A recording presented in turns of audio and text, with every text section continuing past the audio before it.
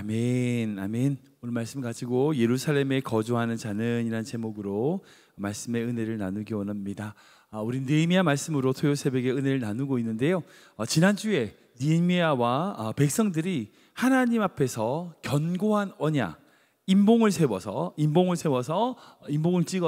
견고한 언약을 세우는 내용을 말씀을 나눴습니다.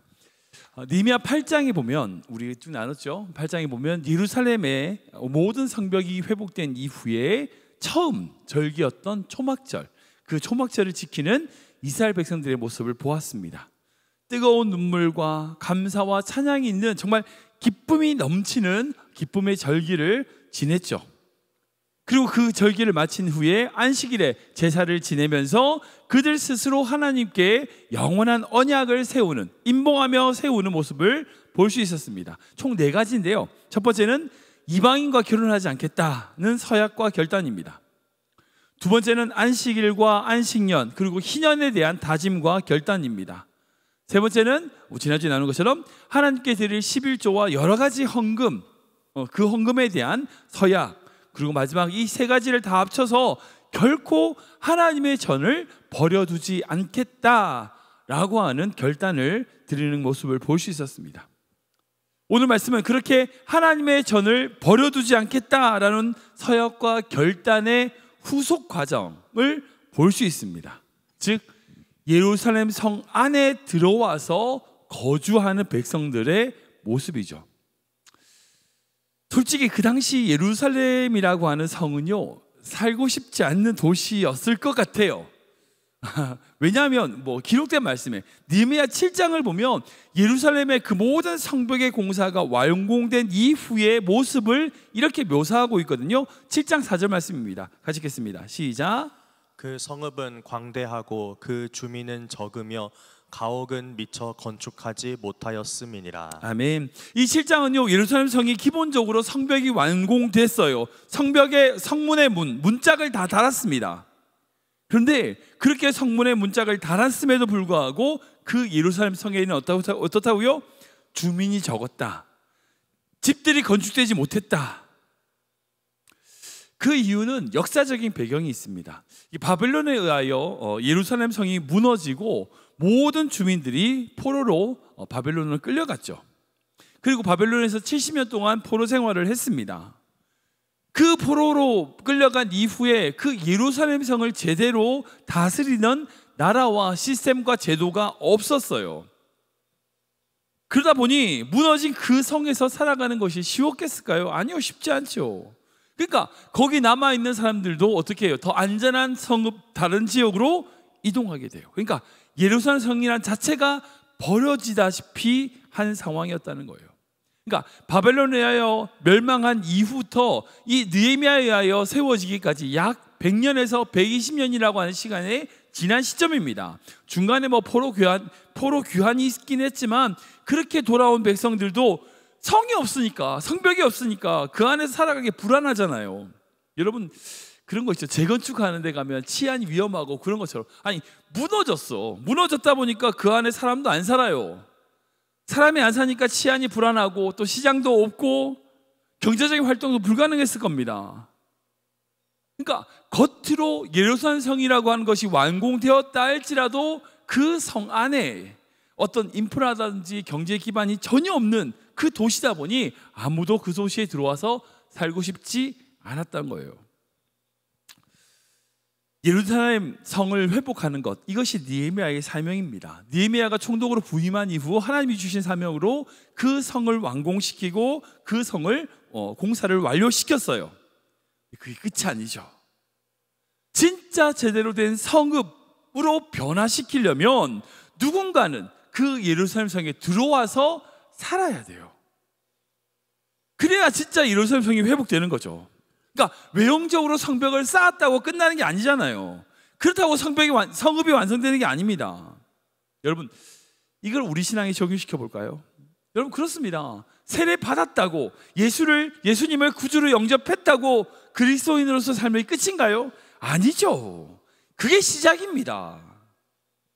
외형적으로 예수님을 닮아가고 외형적으로 내가 그리스도인이라고 말하고 세례를 받는다고 내가 그리스도인이 다 되는가? 그렇지 않아요. 우리의 마음 가운데 우리의 삶에 그리스도로 채워야 되죠.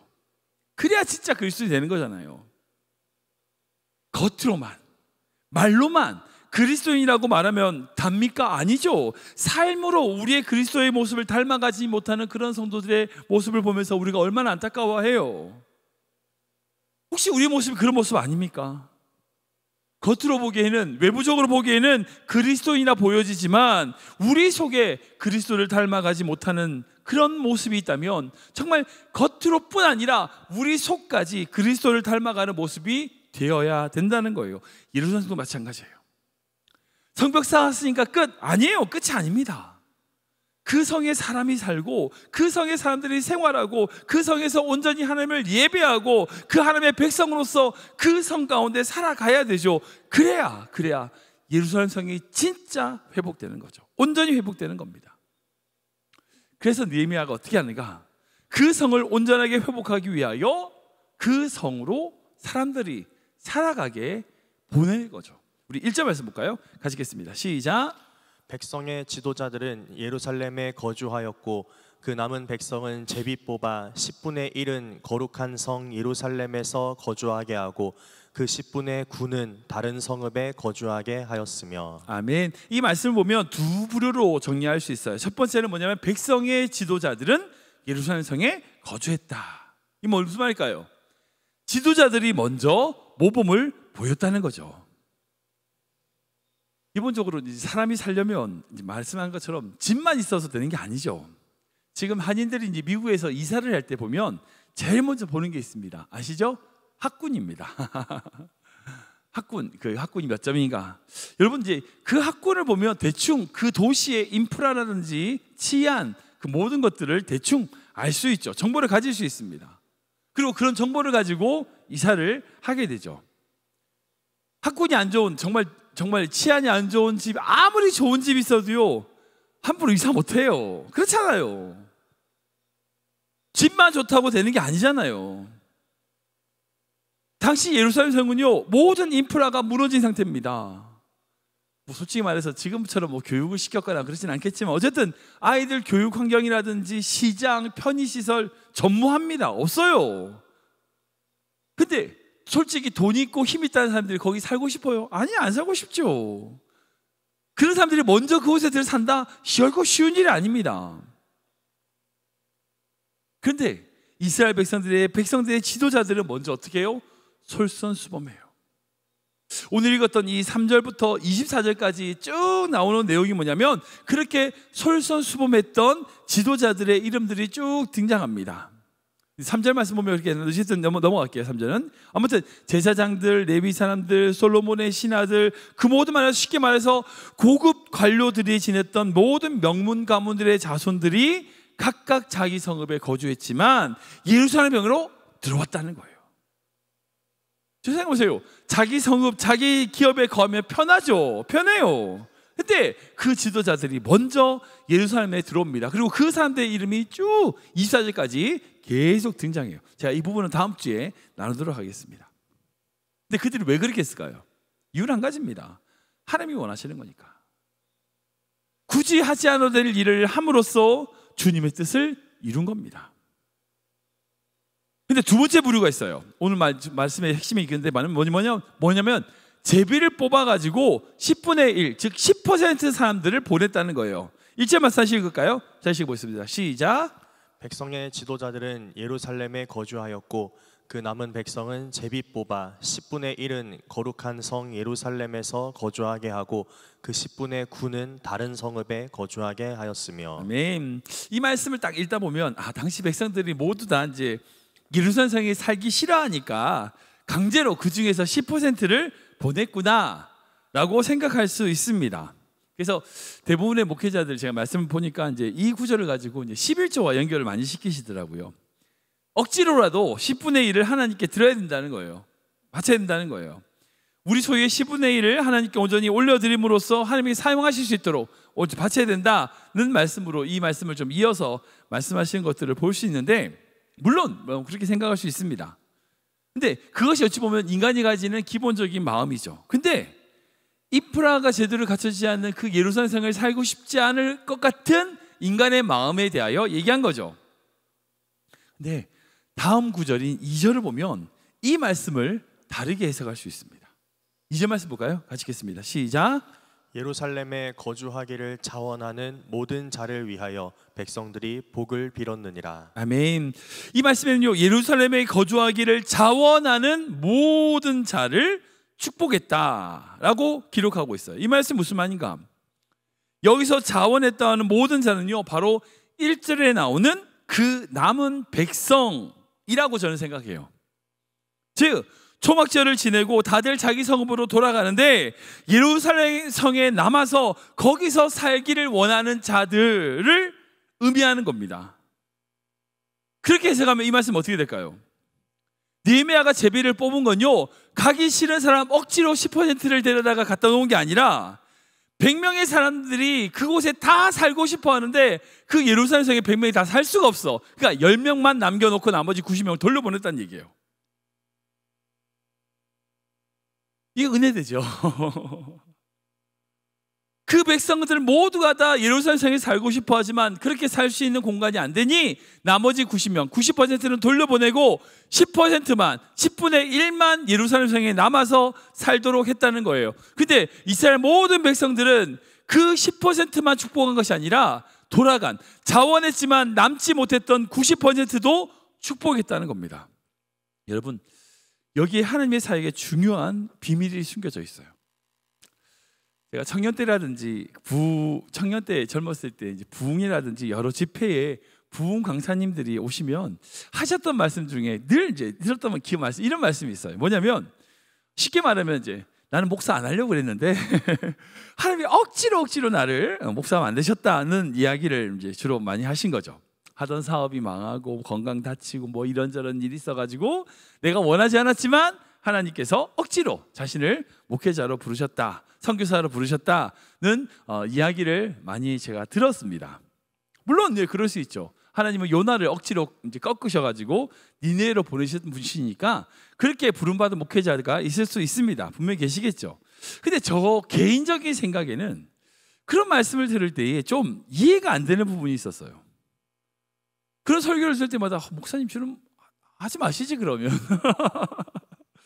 왜 목회하세요? 뭐 이런 식의 부정적인 생각을 좀 들었던 적이 있었습니다. 그러면서 제 스스로 다짐한 게 있어요. 그게 뭐냐면 내가 앞으로 사역할 때는 억지로 하지 않겠다는 거예요. 저에게 주신 사역을 기쁨으로 자원해서 감당하겠다는 겁니다. 저는 청소년 때부터, 어릴 때부터 목사가 되고 싶었습니다. 고등학교 때 찬양 집회에 가서 하나님께 헌신한 이후 목회자가 되는 것이 저의 꿈이었고 그 꿈을 위하여 평생을 살아왔습니다. 그리고 제가 섬긴 교회에서 정말 모든 사역에 있어서 그렇지 않을 수도 있겠지만 제가 기억하긴 그래요. 제가 맡은 모든 사역에 있어서 기쁨으로 헌신했어요. 최선을 다해서 제가한테 10개를 주시면 전 10개를 다 하지 않았어요. 전 10개를 하지 않고 20개, 30개를 했지 절대 10개만 하지 않았던 성격입니다. 아무튼 저에게 맡겨진 사역에 대하여 최선을 다해서 감당했습니다. 그리고 지금 이 클리브랜드에서 하나님께 쓰임받고 있으면 전 너무너무 감사합니다. 저는 우리 성도님들에게 이 마음이 있기를 축원합니다. 하나님께 쓰임받을 때 어떻게 쓰임받고 싶으세요? 억지로 쓰임받고 싶으세요? 아니면 자원에 쓰임받고 싶으세요? 하나님께 자원함으로 쓰임받는 축복이 있기를 축원합니다. 하나님의 나라는 그렇게 세워지는 거고요, 하나님의 역사는 그런 자들에 의하여 세워지는 거예요.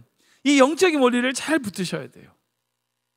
하나님은 결코 하나님의 나라, 하나님의 영광을 위하여 우리의 자유의지를 꺾으셔가지고 우리가 정말 하기 싫은 걸 억지로, 물론 그러실 때도 있을 수 있겠지만 그런 일보다는요, 자원하는 자, 그 심령을 통하여 일하시는 분이라는 것을 기억하셔야 돼요.